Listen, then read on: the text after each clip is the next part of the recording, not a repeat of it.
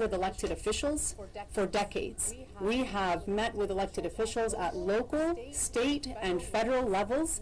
We represent the voice of the American Muslim community, and we defend not only the Muslim community, but the community at large when there are instances of discrimination.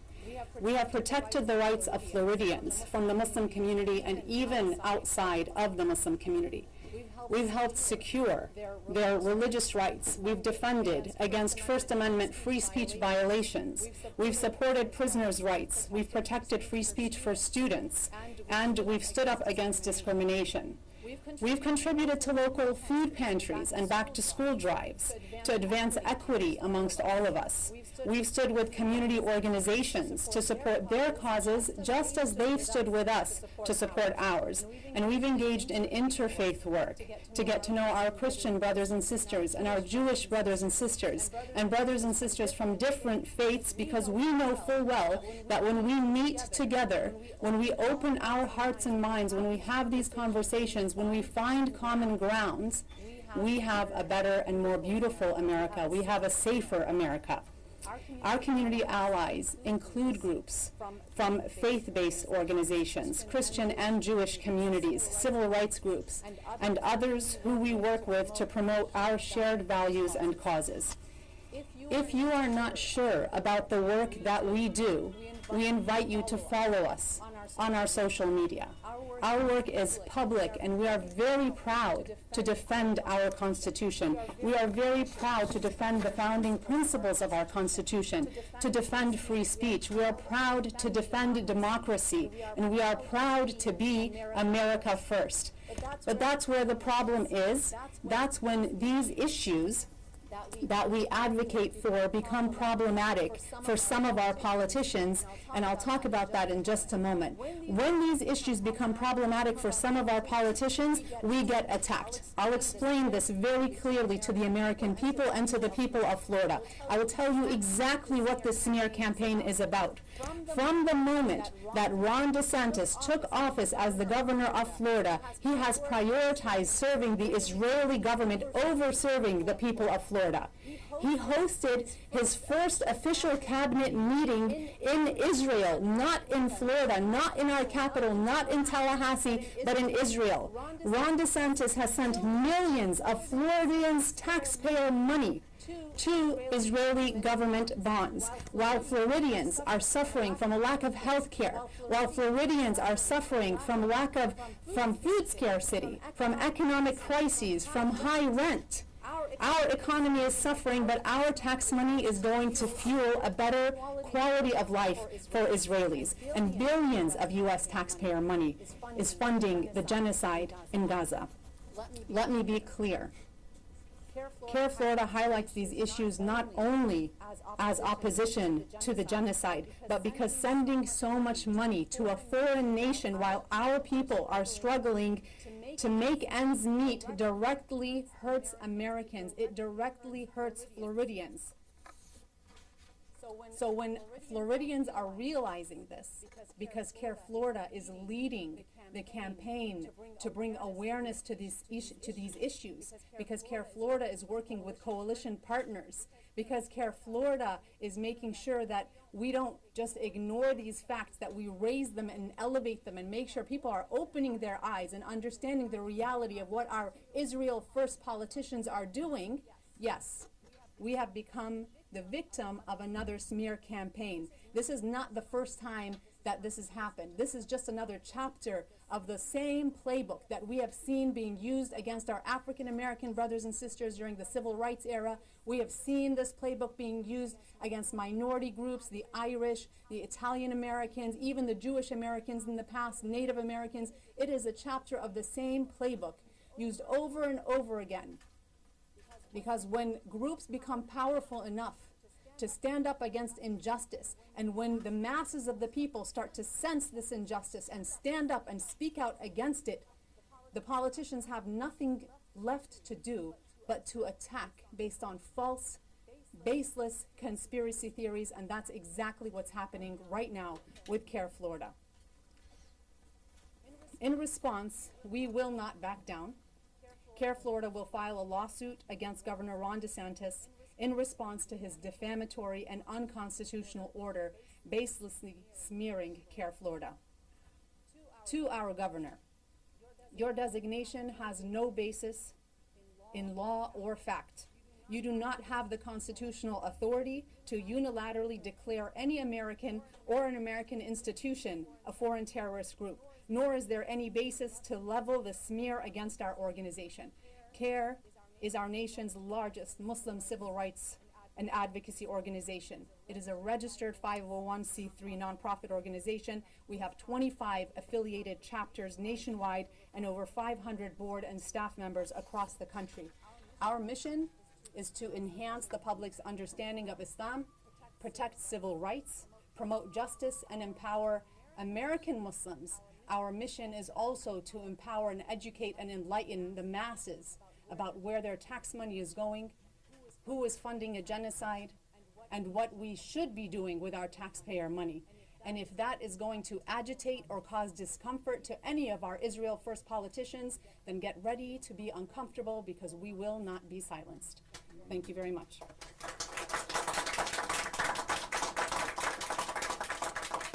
Next, I'd like to call our Policy Director, Megan Ammer.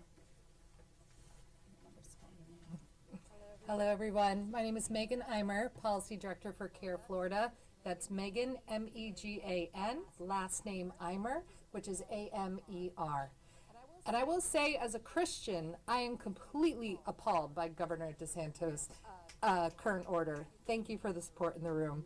Because this organization has been around for so many years, protecting the rights of all. Look at the mission statement on the CAIR Florida website. What does it say? To defend civil liberties and equal justice for all. Although we support the Muslim community, if anybody comes to our door needing assistance when it comes to knowing their rights, when it comes to immigration, we don't ask them, what is your religion? What is your basis? What do you think about the genocide in Israel? No, we open our door and we welcome you with open arms, no matter what your background is, because we are a civil rights organization, and that's what we do. We promote the civil rights for everybody here in Florida. As policy director, I keep watch of all the different bills that are going on in Tallahassee. Yes, I focus on the bills that are going to affect the Muslim community, but I also focus on any bill that's going to affect the civil rights of any person here in Florida. And then we work with our community, and our community fights against that.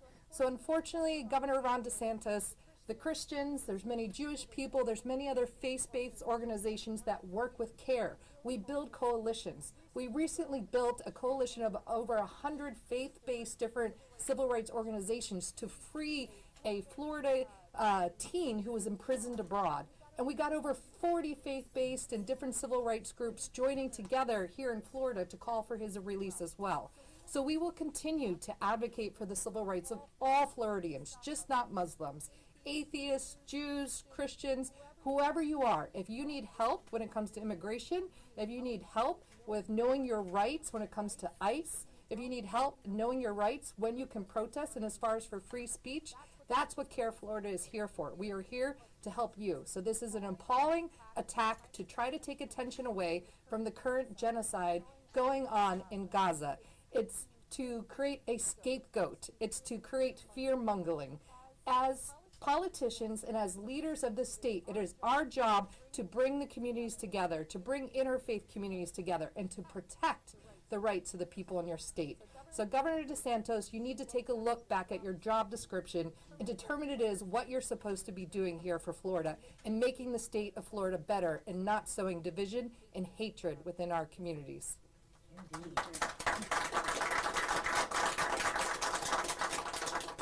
Thank you. Next, I'd like to call Reverend Andy Oliver. Simply put, this proclamation against CAIR is Governor DeSantis' latest attempt to try to be like Donald Trump, targeting a minority community to score political points. But I want to speak as a Christian to other Christians. We're approaching the season of Christmas, and the real Christmas story was not soft. It's about a frightened ruler named Herod who labeled an entire community dangerous out of fear for a baby and used fear to justify violence. He forced the Holy Family to flee as refugees. And history repeats that same pattern. As we heard earlier, Dr. King called a terrorist, Nelson Mandela called a terrorist. Whenever people fight for dignity, someone in power tries to criminalize them. So when the governor calls CAIR, a respected Muslim civil rights organization, a terrorist group, Christians should recognize exactly what is happening. It's fear-mongering. It isn't truth. And I have to say, myself as a Christian, I have to ask myself, how can I proclaim to follow Jesus, a man executed by the state, like those labeled threats, and stay silent while our Muslim neighbors are smeared? I can't. My faith won't let me. Christians do not stand with Herod. We stand with the Holy Family. We stand with those who are targeted. And today, that means standing with CAIR. Thank you.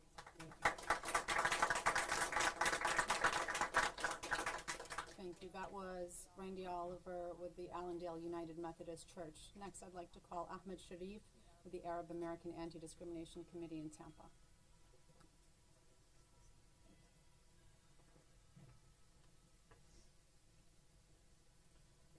I just have a brief statement on behalf of the Arab American Anti-Discrimination Committee here in Tampa.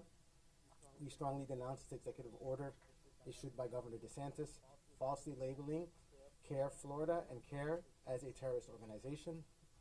This declaration is baseless, dangerous, and fundamentally un-American. It tramples on core constitutional freedoms, free speech, religious liberty, equality, and justice for all.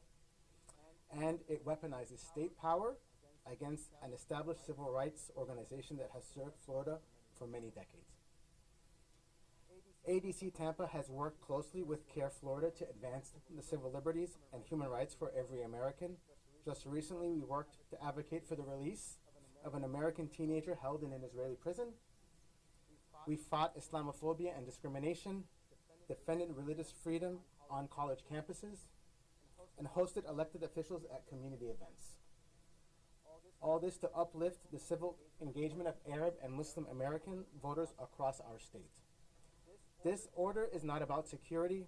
It is a cheap political maneuver intended to appease the interests of the Israeli government, distract from Israel's ongoing genocide, and silence advocacy efforts that expose their human rights abuses. Governor DeSantis' actions do not put America first. They undermine the civil liberties of Americans to shield the accountability of a foreign government. This step sets a chilling precedent.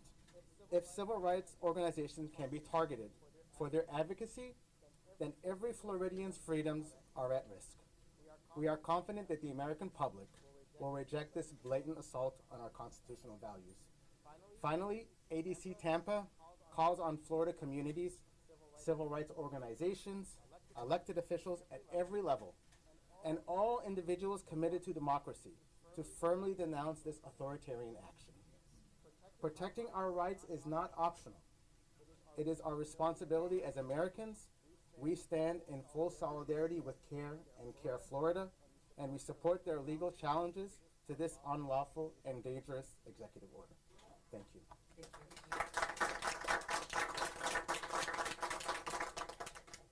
Next, I'd like to call Mira with the National Lawyers Guild in Tampa.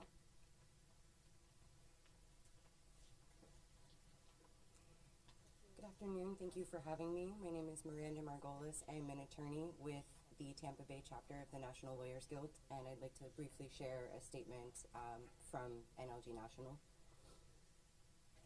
The National Lawyers Guild condemns Florida's unlawful and discriminatory designation of CAIR as a terrorist organization. This designation is without legal or factual basis and constitutes a dangerous escalation of anti-Muslim political rhetoric weaponized to suppress constitutionally protected advocacy and civil rights work. The governor does not have the legal authority to unilaterally declare any U.S.-based nonprofit a terrorist organization. He is attempting to bypass federal jurisdiction and decades of legal precedent, which reserve such determinations for the U.S. Departments of State and Treasury, notwithstanding the fact that federal designation mechanisms are also frequently weaponized for political repression.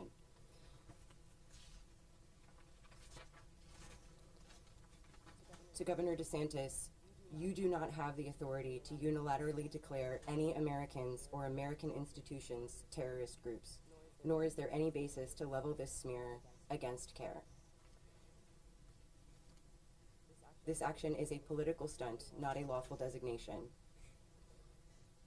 It has no application under federal material support statutes and carries no enforceable criminal or counterterrorism consequences.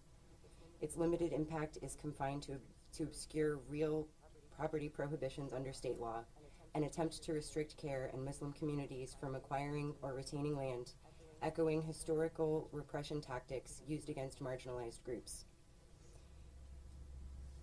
More troublingly, this designation perpetuates blatant anti-Muslim discrimination, aligning the state with known anti-Muslim extremist rhetoric and fear-mongering. CAIR is an American civil rights organization with a 30-year track record of defending civil liberties, opposing all forms of bigotry, including Islamophobia, anti-Black racism, anti-Palestinian hate, anti-Semitism, and unjust violence. By falsely conflating constitutionally protected advocacy with terrorism, the Florida governor is engaging in a modern form of McCarthyism that threatens the work of all communities engaged in anti-war, anti-imperialist, and human rights defense. The National Lawyers Guild stands alongside CAIR and all Muslim-led institutions targeted by state repression. We call on legal advocates, civil rights organizations, bar associations, and elected officials to publicly reject this designation, continue supporting CAIR, and prepare for necessary constitutional litigation. Thank you for having me today. Thank you very much.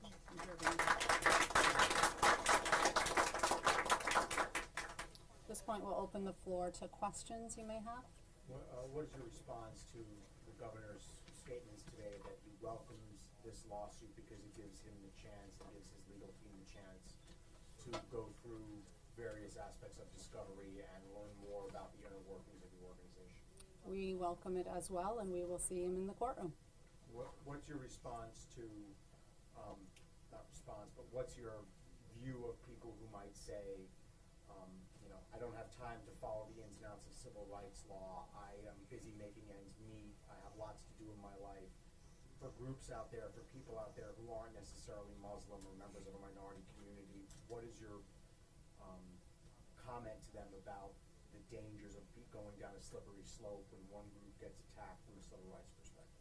If you study the trajectory of our history, you'll see that these types of attacks were made against multiple minority groups in the past. So you have the Jewish community, the Italian community, the Irish community, the Japanese, the Vietnamese, the African Americans, and continuously you see these attacks against these minority groups whenever there is some type of discomfort that our politicians face. And so what I would say is this is an attack on our Constitution. An attack on CAIR is an attack on our liberties, it's an attack on our Constitution, and if you care about upholding the Constitution, if you are truly America first, then you have to prioritize fighting against these types of attacks and standing with minority groups, whether they're the Muslim community or any other minority group, because today the Muslims, tomorrow somebody else. In the governor's remarks, he also mentioned that he expected the federal government to take a similar path against the same organization. He also said that he expects that the legislature this year in Florida will take action to codify the things that he finds that he believes that CAIR and the Muslim Brotherhood qualify as terrorist organizations. Are you concerned that in today's political climate that may happen federally and in the state legislature to propose ordinances or regulations that would limit what CAIR and the Muslim Brotherhood can do and be a part of here? We will respond to whatever comes our way, piece by piece, day by day, and in the meantime, we will continue to uphold our vision and mission, which is to protect Americans and to enhance people's understanding of Islam and Muslims and to defend civil rights. But do you think that the way that things have been going nationally and locally, that may happen? Things have taken a different trajectory than what we're used to. We are now seeing accusations based purely on conspiracy theories, and so we will do our best to stand up for ourselves, and we will certainly meet the legislators where they're at. Whatever comes our way, we will respond accordingly based on facts and based on what our court systems allow us to do. In the courts, we can't use these conspiracy theories and these lies. That's where we use facts and the law, and so that's where we will have our justice. Is there any concern with the public response to, you guys being called as a terrorist group? We see people commenting all over online saying they either agree with them or they're backing you up. I mean, do you believe that this may have lit a flame further to insinuate more fear-mongering and maybe other people kind of responding in the community? One of the real concerns that we face as a Muslim community after these types of attacks is an increase of Islamophobia. Our community does fall victim to more attacks, whether verbal, sometimes physical, God forbid, sometimes even worse. So what I would invite the public to do is to research. We cannot be a people. We cannot be Americans who just absorb information as it comes to us. We know about misinformation. We know about disinformation. We know these things have happened for decades, centuries, and even millennia. These are tactics. These are part of a playbook. And we have to be able to independently research and understand the situation. So yes, we are concerned for the Muslim community. We are in communications with our law enforcement to make sure that we have increased protections for the Muslim community, especially during these times. Unfortunately, we have seen in the past an uptick of attacks against Muslims when this type of fear-mongering and rhetoric emerges. But we will continue to rely on the support from not only the Muslim community, but our ally community to stand with us. Now, again, on the other hand, is there any concern, kind of with what you mentioned, with DeSantis saying he welcomes looking into the discovery, but also into financial records? Is there any concern on that front? No concern. When it comes to this organization's future, are you concerned that if the legal case does not go the way you want it to, that it could threaten the existence of this group altogether?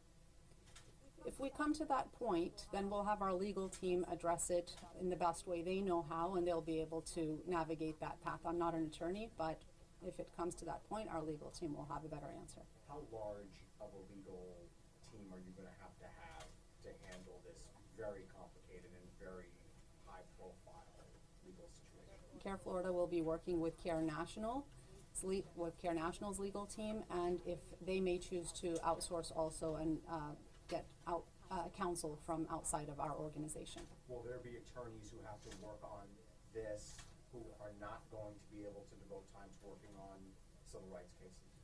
Our attorneys will be purely focused on working to defend the Florida Muslim community.